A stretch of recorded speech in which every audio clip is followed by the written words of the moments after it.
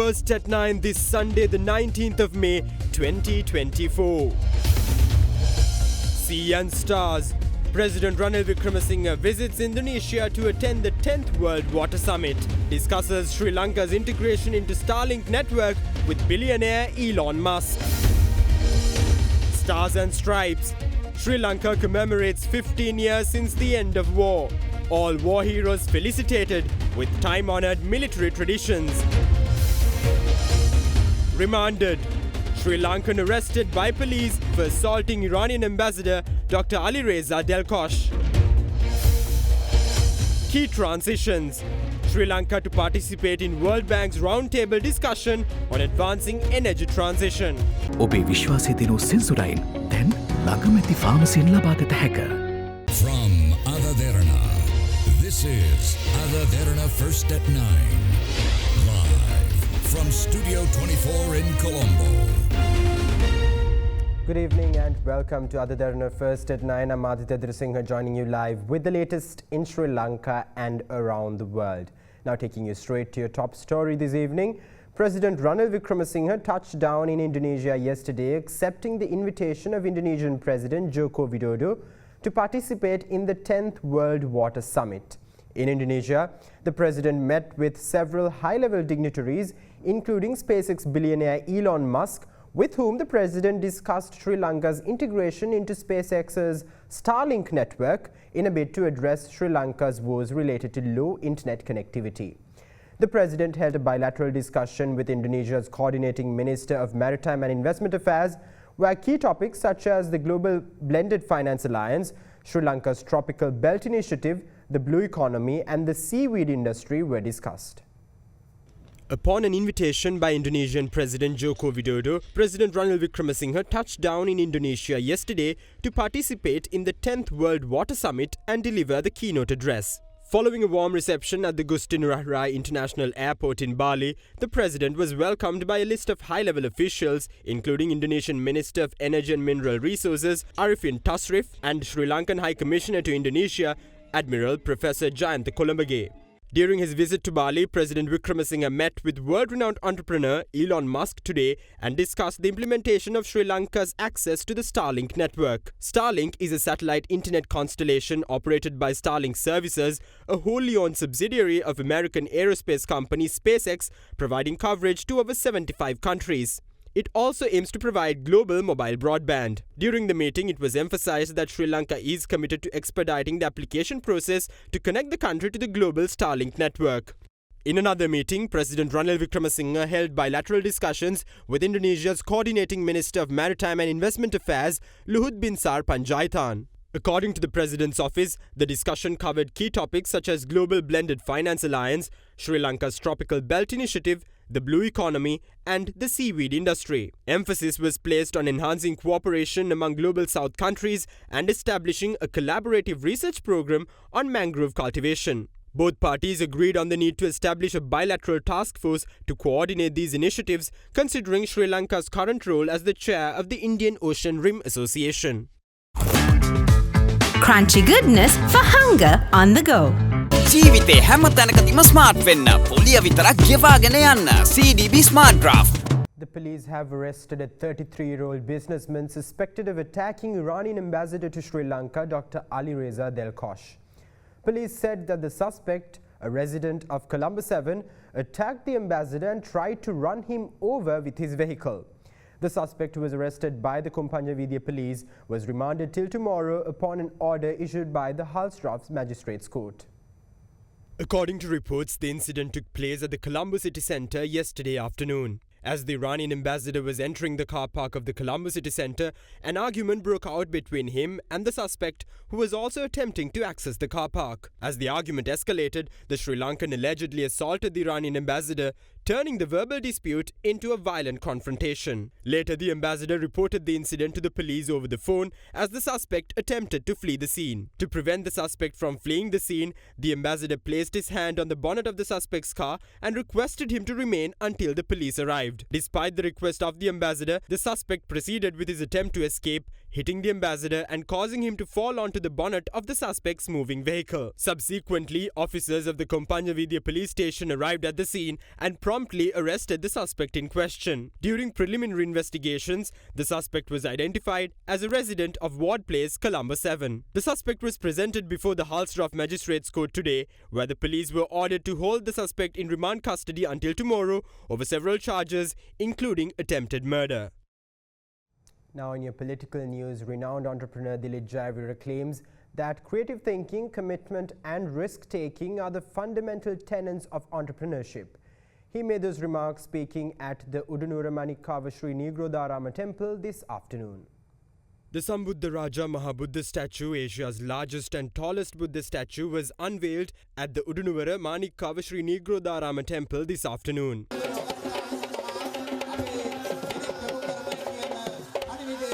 The event was held under the patronage of Mahanayaka Thera of the Ramanya Nikaya, Most Venerable Makuluwave Vimalabhidana Thera, and leader of the Maubima Janata Party, Dilip Jayavira.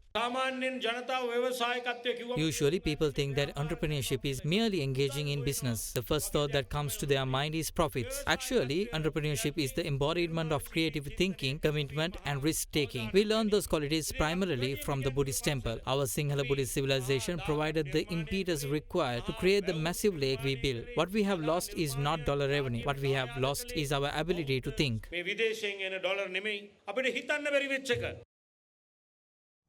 Opposition leader Sajith Premadasa says that he will appoint a presidential task force to look into the social and economic issues of the Triforce personnel within the first 48 hours of his appointment to the office of the country's presidency. He made these remarks at the SJB Ranaviru Balavegya conference held in Monaragala today. Within the first 48 hours of my appointment as the President, I will appoint a special presidential task force for the benefit of the security forces personnel and look into their economic and social well-being. However, you must not forget that you have another mission in order to save this country. I ask all veterans of Sri Lanka Armed Forces to join this humanitarian mission to eradicate corruption and fraud and stop the misappropriation of the country's national assets. Independent MP Dayasiri Jayasekara says that the people of the country should be careful not to elect an inexperienced leader to the office of Sri Lanka's presidency in the upcoming election. Meanwhile, National People's Power member K.D. Lalkantha says that the Sri Lanka Podujana Peramuna and the Sri Lanka Freedom Party will back President Ranil Wickremesinghe in the upcoming presidential election. With that, let's take a look into some thoughts shared across the political spectrum today. ජනාධිපතිවරණයක් තමයි ඉස්සෙල්ලා ජනාධිපතිවරණයෙන් පස්සේ මහමැතිවරණයක් තියයි බොහෝ දුරට ලබන අවුරුදු මුල් කාලේ සජිත් ප්‍රේමදාස මහත්මයා එතුමාට රටක් පාලනය කරන්න හයිය ශක්තිය තියෙනවා. ඒ වගේම එතුමාත් එක්ක හොඳ කණ්ඩායමක් ඉන්නවා. රනිල් ජනාධිපති වෙනට එනවා. පොට්ටුවේ ඇතුළු ශ්‍රී ලංකා නිදහස් පක්ෂය ඔක්කොම රනිල්ට සපෝට් කරනවා. රනිල් පොඩි ඒම බලයක් පෙන්නනකොට මතක තියාගන්න සජිපේ ඉතුරු වෙන්නේ සජිත් විතරයි. ඔය උඩ ඉන්නේ උන් ටික ඔක්කොම රනිල් ළඟට යනවා. ඇතැම් විට සජිත් කියලා කෙනෙක් ජනාධිපතිවරණයට ඉදිරිපත් වෙන්නේ නැති විය හැකි මේ මාස දෙකමාර තුන ගත වෙනකොට. ලංකාවේ 76 වසරක දේශපාලන මහවංශي. ඒකට තවත් අවුරුදු 5ක් ලියා ගන්න තමයි මුන්ට ඕන. අපි මොකද කරන්නේ? පොතේ අගින් ලියන්න ඕන මොකද්ද? නිමි කියලා. දැන් ගෙනියන්නේ ඒකට අවුරුදු 74ක් රට කාපු එවුන්ට එකට නොදී මේ පාර රට කන්න දෙමු තව අවුරුදු 5ක් නොකාපු එවුන්ට. පළවෙනි ඉල්ලීම කකුල් දෙකල්ලා වඳින්නම් ටෙස්ට් කරන්න නායකයෝ ගේන්න එපා. දේශපාලන පක්ෂ අද කවුරුත් ගණන් ගන්න තැනටපත් වෙලා තියෙනවා. අද මිනිස්සු කල්පනා කරන්නේ වැඩකරු මිනිහෙක් එක්ක දේශපාලනය කරමු කියන තැන ඇවිල්ලා තියෙනවා. බ්‍රෑන්ඩ් එකකට ඡන්දයක් දෙන තැනටපත් වෙලා තියෙනවා. මේ දැන් මට කිව්වේ ඔක්කොම රනිල් ජනාධිපතිතුමාට ඡන්දය දෙනවා. ඔක්කොම මේ ඉන්න ඔක්කොම. ජනාධිපතිතුමා මේ රට වෙනුවෙන් කරපු වැඩ පිළිවෙල එතුමා වෙනුවෙන් අපි ඡන්දය දෙනවා. මේ සැරේ කතගුණ සලකලා රට කවුරුත් බාර ගන්න නැති හිටපු වෙලාවේ රට බාර ගන්න. Inclement weather conditions continue to severely affect several parts of the country throughout the day today. The Meteorological Department stated that heavy rains are likely to continue within the next 24 hours as a result of the pre-monsoonal conditions. Taking the current inclement weather patterns into consideration, the National Building Research Organization issued Level 2 amber landslide warnings to 3 districts, while Level 1 yellow landslide warnings were issued to 7 other districts. Due to the pre-monsoonal conditions over the country and the surrounding areas, heavy rains and strong winds continued in several areas of the country today. As a result, heavy rains above 100 millimeters were experienced in all provinces, inconveniencing the public. According to the Meteorological Department, the highest rainfall of 215 millimeters within the past 24 hours was recorded from the Kasbah area. The torrential rains, which occurred both last evening and this morning, also led to the disruption of traffic in certain areas. Meanwhile, with the prevailing inclement weather conditions, the water levels of several rivers and reservoirs continue to remain on the rise. As a result, the Irrigation Department urged the public to remain on alert as the water level of the Attanagalu Oya at the Dunamale area has seen a drastic rise. Southwest monsoon condition is gradually established over the island. Due to this monsoon condition, showery and windy conditions are expected further. Therefore, showers or thunder showers can be expected in western, Sabaragamuwa, central, northwestern and southern provinces and in Mannar district. Heavy showers also can be expected above 100 millimeters in some places, especially in the western, Sabaragamuwa and northwestern provinces and in Galle and Mathura, Kandy, Nuwara and Mannar district. Fairly strong winds about 30 to 40 kilometers per hour can be expected over the island sometime. Additionally, sluice gates of several reservoirs including the Rajangane Reservoir, the Angamo Reservoir and the Ulhitia Reservoir were opened last evening.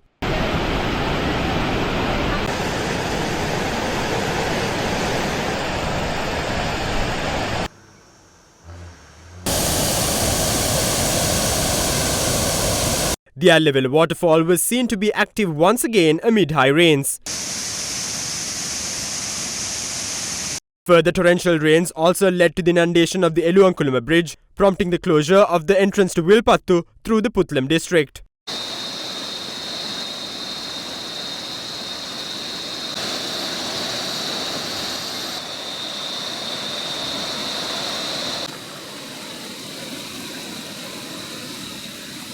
Taking the prevailing inclement weather patterns into consideration, the National Building Research Organisation issued landslide warnings to several areas. Accordingly, Level 3 amber warnings were issued to 3 districts, while Level 1 yellow warnings were issued to 7 districts.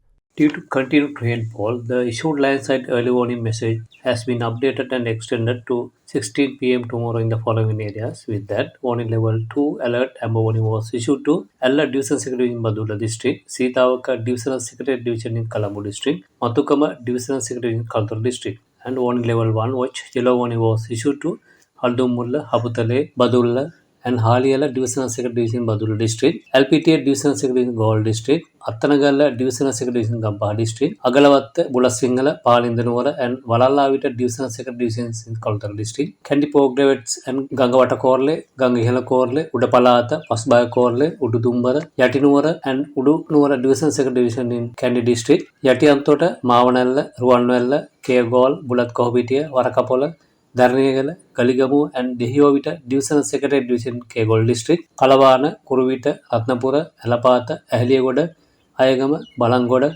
Kiriella and Imulpe Divisional Secretary Division Ratnapura District. Now in other local news, the golden-backed frog Haliana gracilis, a species previously believed to be exclusive to Sri Lanka, has been spotted in the eastern Ghats of India. Researchers from the Zoological Survey in Hyderabad of India have rediscovered the species in the Kaudinya Wildlife Sanctuary in Andhra Pradesh after 2 centuries. Haliana gracilis, also known as the Sri Lankan wood frog, belongs to the family Ranidae. Previously, it was considered endemic to Sri Lanka, commonly found 1,250 meters above sea level in various districts including Anuradhapura, Galle and Kandy. The Sri Lankan golden-backed frog populations in India and Sri Lanka are approximately 800 kilometers apart. Meanwhile, researchers show that the discovery of the golden-backed frog in eastern Ghats not only extends the known range of the Haliana gracilis, but also opens new avenues for research into historical biography and the ecological connectivity between India and Sri Lanka. With this finding, the number of freshwater frog species in India rises to 20.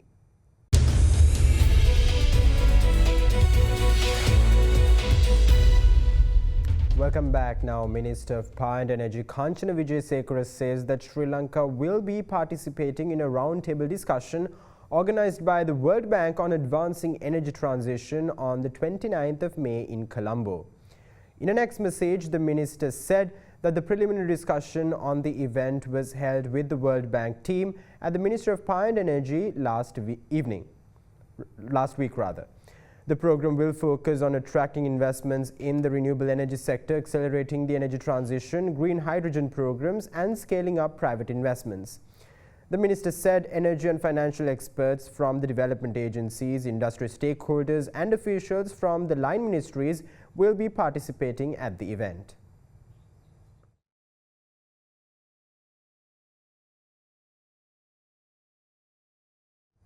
The final evaluation round of the National Industry Brand Excellence Awards 2024, organized by the Ministry of Industries together with the Industrial Development Board, concluded today.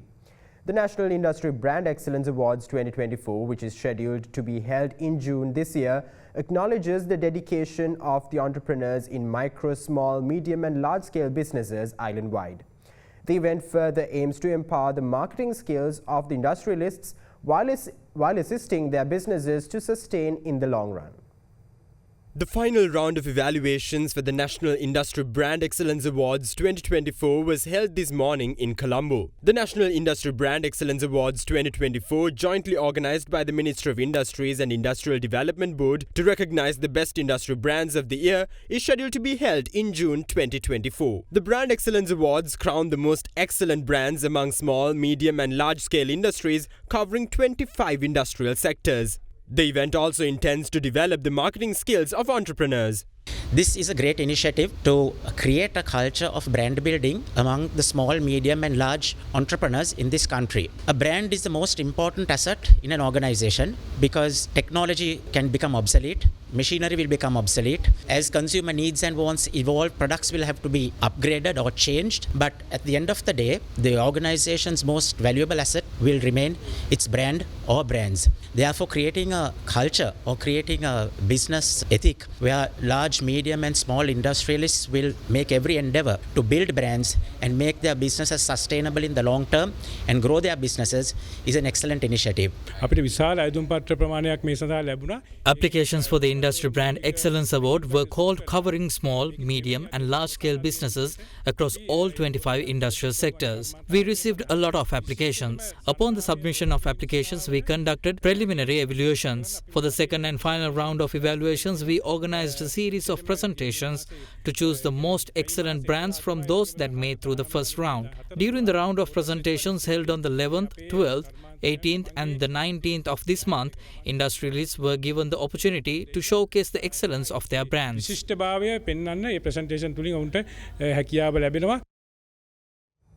Now, China today started an anti-dumping probe into the polyformaldehyde copolymers, a type of engineering chemical imported from the European Union, the United States, China's Taiwan region and Japan.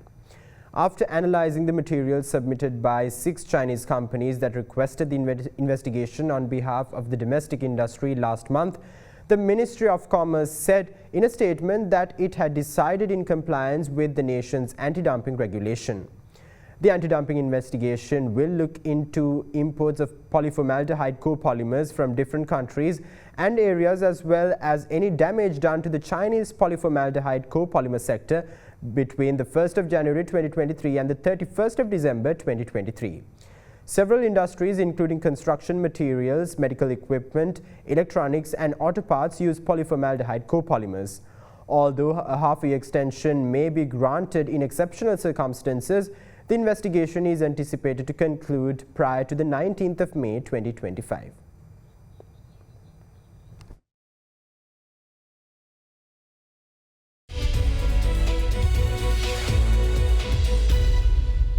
Now, Lanka Rating Agency Limited has assigned Capital Alliance Limited a national long-term rating of A with a stable outlook. With that, let's take a look at some corporate news in brief. Lanka Rating Agency Limited has assigned Capital Alliance Limited PLC a national long-term rating of A with a stable outlook. The rating agency said the steep decline in interest rates that followed has significantly boosted the profitability of the primary dealer sector in the country, as most of the players held high-yielding treasury bonds. The agency also said the rating reflects the company's strong position in the primary dealer market, significant increase in profitability and robust capitalization of the company. The board of directors of Bimput Finance PLC has decided to rename the company as Bimput Lanka Investments PLC with effect from the 20th of May 2024. The decision has been taken following the central bank's requirement to exclude the word finance from the firm's name by a letter dated May 7, 2024. East West Properties PLC announced the resignation of Executive Board Director of the firm, P. Janani, with effect from the 15th of May 2024. The company also stated that she does not hold shares of the company as at the date of her resignation.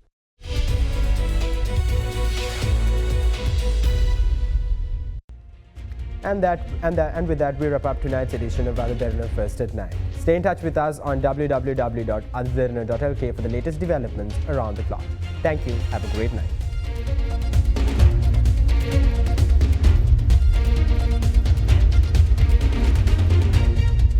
For news and information you can trust 24 hours a day, visit adaderana.lk.